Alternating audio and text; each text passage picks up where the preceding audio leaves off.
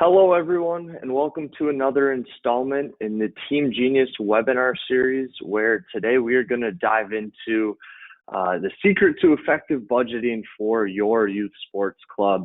It's one of those things that's necessary, but oftentimes overlooked. And at the end of the day, volunteers like you guys need help with doing all of this, and it's our job to help. So without any further ado, my name is Ben. I'll be hosting today. And just real quickly before we get going, shameless plug here, but I do just have to mention I'm with Team Genius. We're a youth sports player evaluation software and mobile app platform, helping youth sports organizations around the country with tryouts and sharing player feedback and evaluating those players at camps, clinics, and kind of tracking and sharing that player development history. If it's something that you've had a headache with in the past, let us know. Check out the site and download a free trial. But that being said, we work with over 400 organizations, talking with these leaders in youth sports every day, and something that we hear consistently is budgeting is an issue, something you guys need help with, and more than help, just direction on how to do it best and how to do it effectively. So to kick it off here, the first thing to any budget is keeping your budget in check. And just wanted to share, 7 tips on how to do this and kind of some best practices around it. The first would be setting your budget prior to the season. Something often overlooked and something that, a lot of youth clubs, leagues, and associations will procrastinate on is, deciding, okay, this is what we're going to charge for our player fees this year. These are the sponsorships and grants, and that is all the money coming in. And this is what our coaches want to spend money on this year and the money going out. Sit down with your staff, with your board of directors, decide on this budget. Typically around this time, in January, as the season is going to get going here in the next couple of months, decide on your budget, get it set in stone, and then try and follow it throughout the season and really hold yourself accountable. What are some of the easiest ways to set that budget and track it? We obviously recommend using software. What we hear and some of the most popular ones available today are QuickBooks, Accounts, Applos, or Rise, or some clubs are still using, just a simple spreadsheet to track expenses and, revenue, the money coming in. So just use software, use something to track your budget throughout the year. It's you'll thank me later.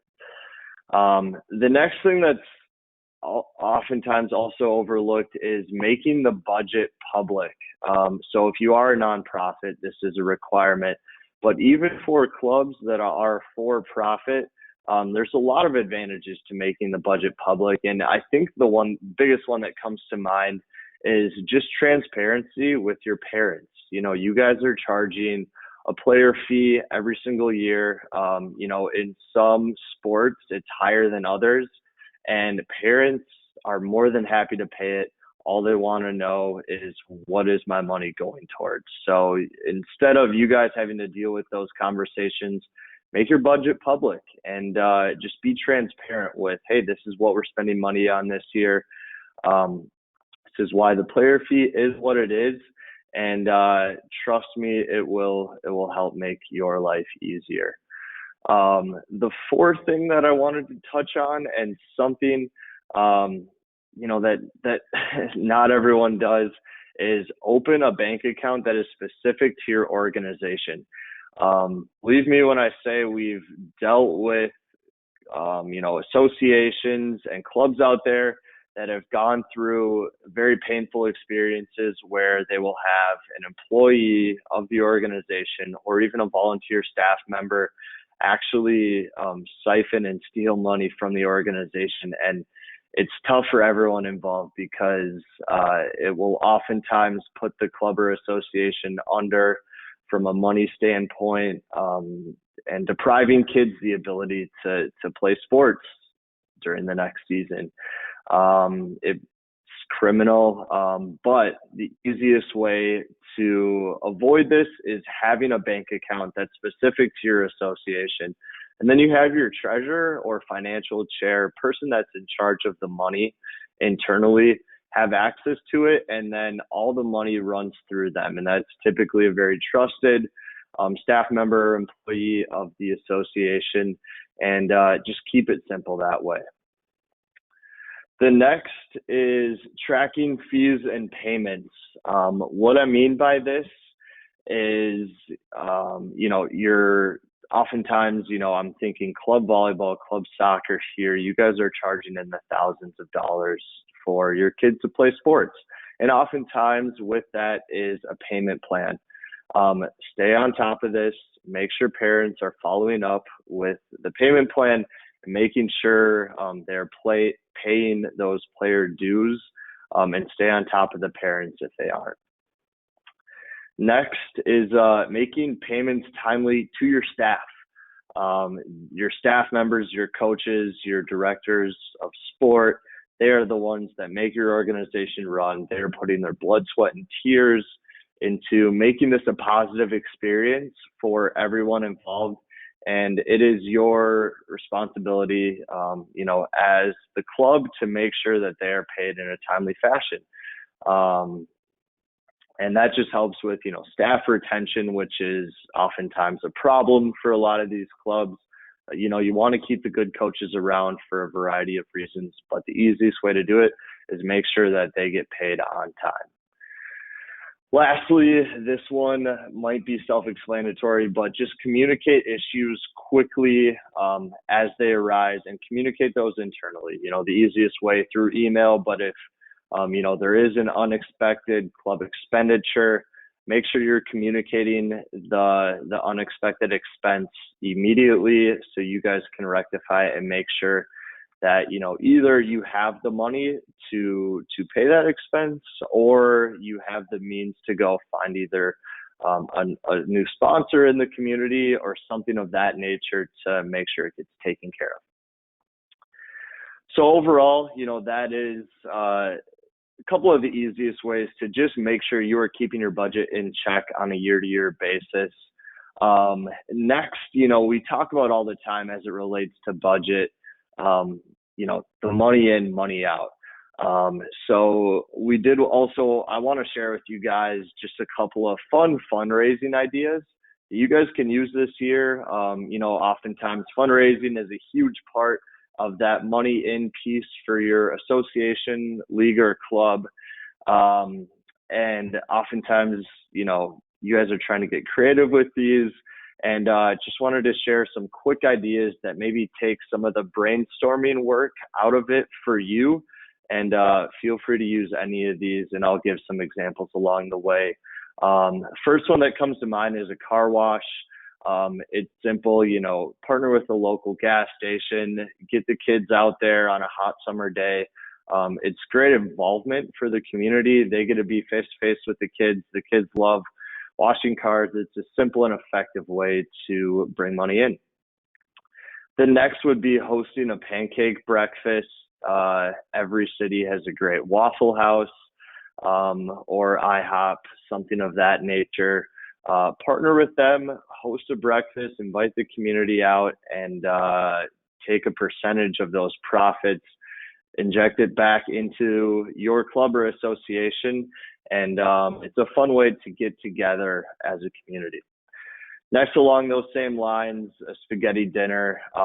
Pretty self-explanatory, but just, a simple way to host a meal for the community, charge some money, and take a percentage of that and give it back to the kids to help support your association.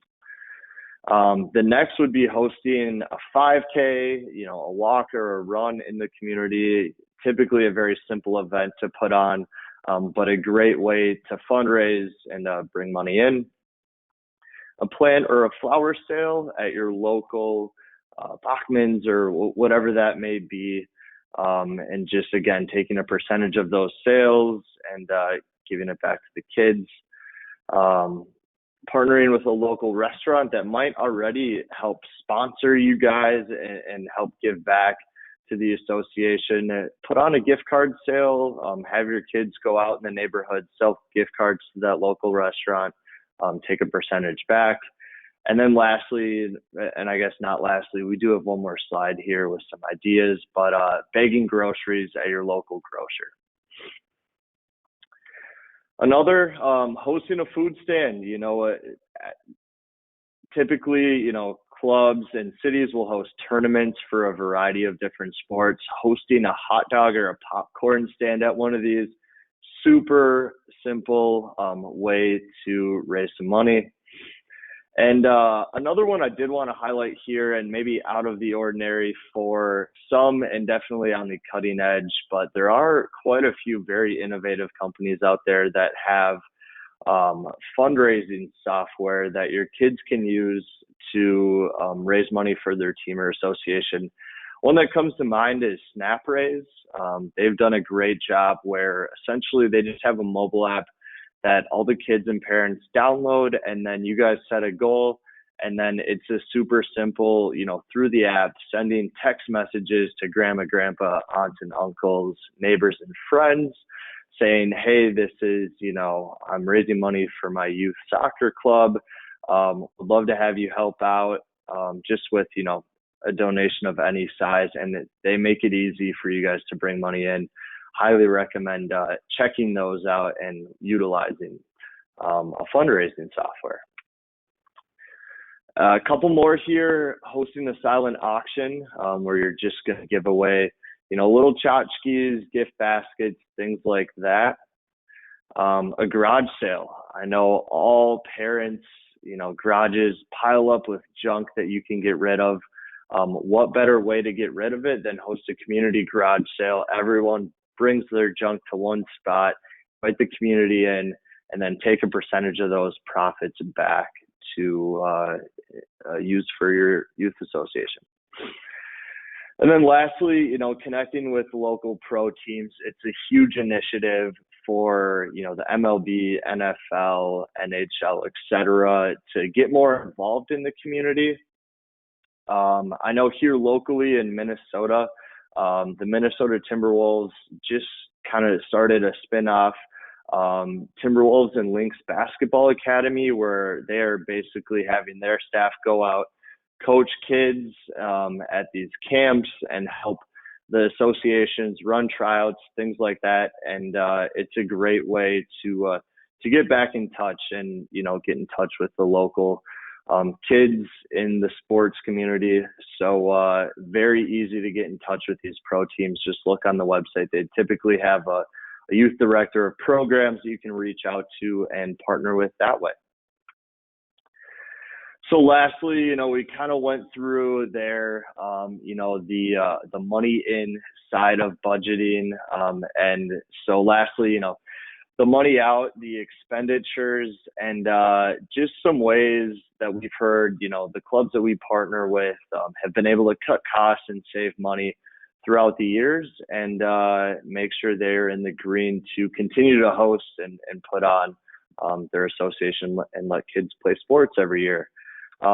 First, what we commonly hear is, leaning on parents as volunteers to help with, some of the more admin tasks of the association. And I know many of you are volunteers anyway, but, reducing payroll by just, asking parents and reaching out through email or through in-person conversations. Hey, can you help us out in this area or that area? And parents are typically more than happy to spend, 5 to 10 hours a week to help make their kids' youth association run more effectively. Another is utilizing free marketing options. What I'm talking about here is social media. Get your social media account up and running for your local association, I would recommend starting a Twitter and Instagram account at the very least, and also Facebook, and then just simply, post the successes of kids, kids that have gone on to maybe play college athletics from your local city and association, and just utilize these free marketing tools to get the message out that, hey, we do have a local basketball association, and here's how you sign up, and make it easy for parents and kids to find you through those means. Another one here, find cost-effective fields and practice facilities. Typically you guys can lean on your local city government to, get in touch with the Parks and Rec department and ask them, when they have field availability. And oftentimes, they're more than happy to, they want their fields to be used. It's why they're there. It's why they maintain them. And if they do have open time slots and you guys are hoping to run like a camper clinic, something like that, where you do need a field, make sure those schedules align, and schedule them for those times that the fields are open and typically free. Administrative cutbacks. What I mean by this is, maybe you guys are renting out an office space for your staff. Maybe it's time to negotiate a new lease on that office and hopefully save some money in the long run, because I know that is one of the biggest expenses from an administrative standpoint for many of our partner clubs and associations.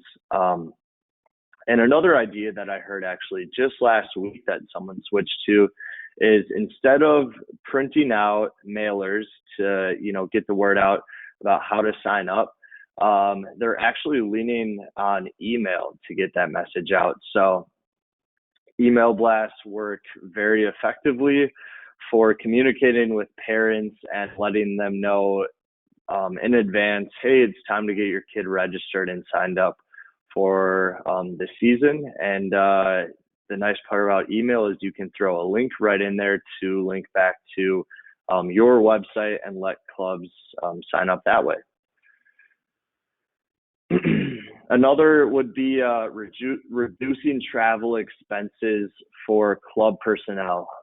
Although it is an important piece to, coaches' development and their licensure, reducing those travel expenses, maybe cutting it back to, they're only going to the big annual convention this year rather than going to, 3 different trips or something of that nature. It's just a really easy way to cut back on those expenses. Another would be to share equipment between teams. This is simple, but share balls, share goals, share practice jerseys, simple things like that, so you're not buying them for every single team that is a part of your association. Another would be to schedule out-of-town tournaments strategically. What I mean by this is sending multiple teams to one tournament versus one team to every tournament. Simple yet effective way to cut down on those travel expenses. And lastly, don't purchase practice jerseys. It's funny, we have a teammate here, and he coaches both of his sons' youth hockey teams out in California. And he was joking, but completely serious in the fact that his kids both have 4 different practice jerseys, all different colors. And he was like, it is utterly ridiculous how much money these cost. It's just an easy way to cut down and, use a colored t-shirt, something of that nature as a practice jersey, rather than going out and purchasing 4 different jerseys for each of your teams. Thank you guys so much for tuning in here. I will make sure to send you this slide deck as long as the recording of the webinar. Hope you guys were able to get at least a couple nuggets out of here that you can take back to your youth association. and make your life easier when it comes to budgeting and the money management side of club sports. Again, thanks for tuning in and have a great weekend.